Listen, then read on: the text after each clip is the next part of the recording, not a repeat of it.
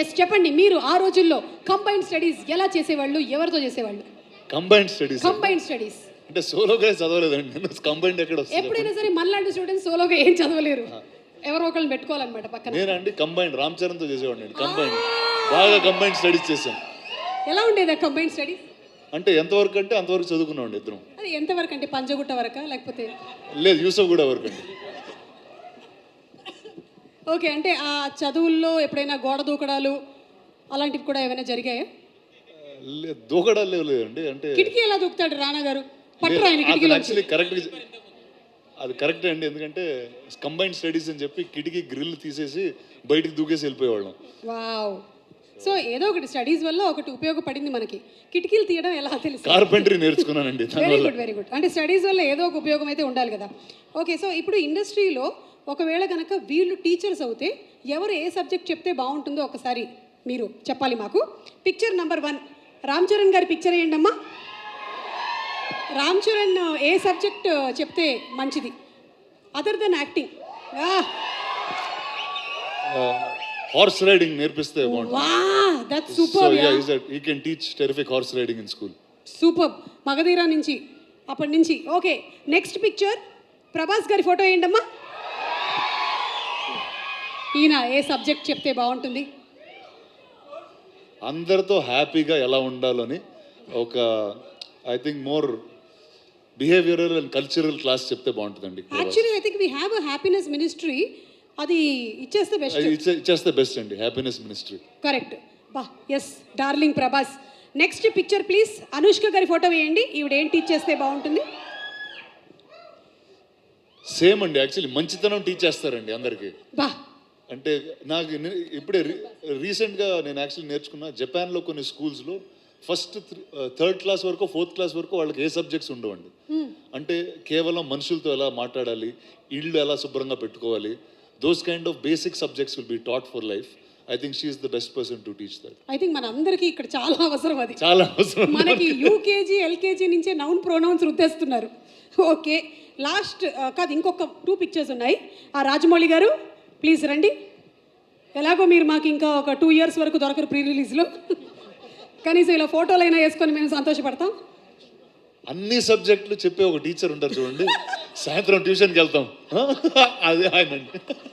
Super, అసలు simply super. అన్ని సబ్జెక్ట్స్కి మనం 300 రూపాయలు కట్టి వెళ్ళిపోతాం. సాయంత్రం ట్యూషన్కి వెళ్తాం చూడండి. Okay, done. Thank you teacher, thank you. And last but not the least our Devara NTR. ఖచ్చితంగా తెలుగు టీచర్ అండి, తెలుగు టీచర్ 100%. తారక్ కన్నా తెలుగు ఇంకెవరు నేర్పిస్తారు చెప్పండి? So I think Tarak will be the best Telugu teacher. ఇందుకనే మీరు సినిమాల్ని ప్రొడ్యూస్ చేసి ప్రెజెంట్ చేస్తున్నారు. ఒక్కొక్కళ్ళకి ఎంత కరెక్ట్గా ఇచ్చుకోవాలో అంత కరెక్ట్గా ఇచ్చారు కదా అసలు బిరుదులు.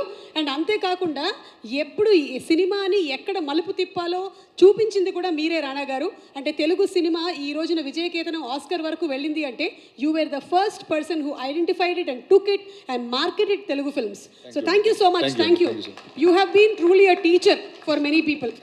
ఇంత చిన్న వయసులోనే చాలా పెద్ద బాధ్యతలు వచ్చేసాయి, ఏం చేస్తాం, తప్పదు.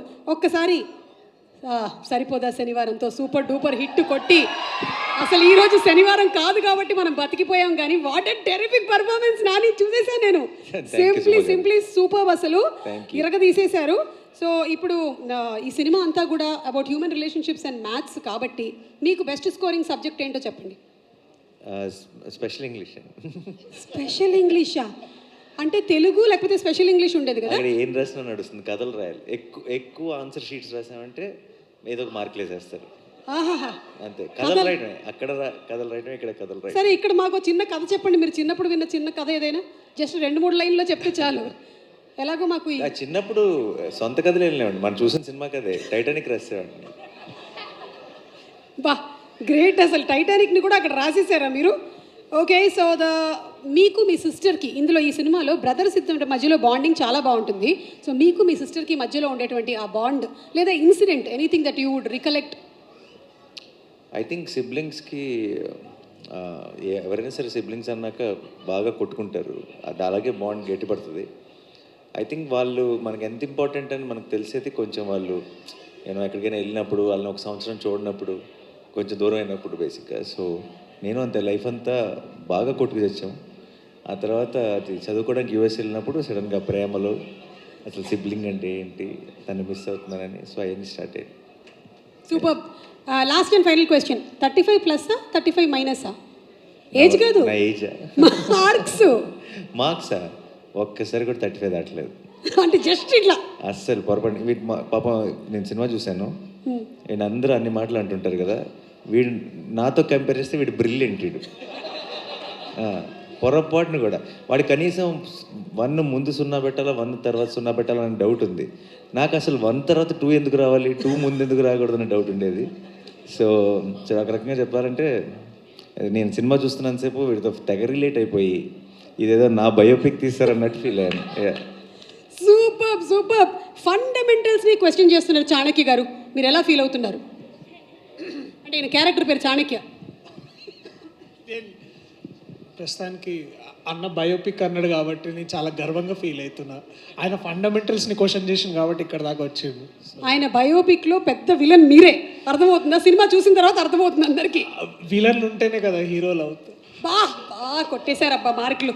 ఈ ఒక్క దెబ్బతో నేను స్టేజ్ మీదకి వెళ్ళిపోతున్నాను. డైరెక్టర్ గారిని తీసుకొని, సార్ రండి, సార్ నందకిషోర్ గారు రండి, దీని అన్నిటికీ